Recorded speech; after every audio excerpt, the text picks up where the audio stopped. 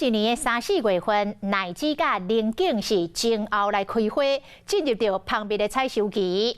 有袂少蜂农是到南投、中寮来采蜜，但是今年的天气无稳定，加上日夜温差大，采蜜的量无理想，讲比往年减1/4。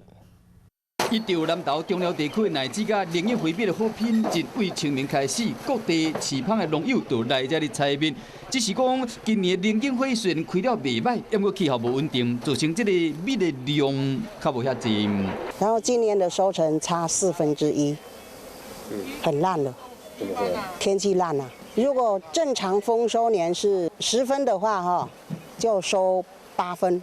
因为百外蜂箱会使收差不多4桶半的蜜，即马连2桶都无。蜂农表示讲，最近这几年来气候的变化真大，采蜜的情形拢唔是真理想。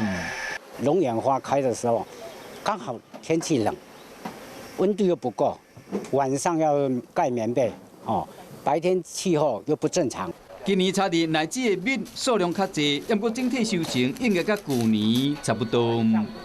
Hello， 我是林仙怡。想要掌握最及时的新闻资讯吗？赶快订阅、按赞、开启小铃铛，锁定华视新闻 YouTube 频道，也不要忘记收看《华视新闻》杂志哦。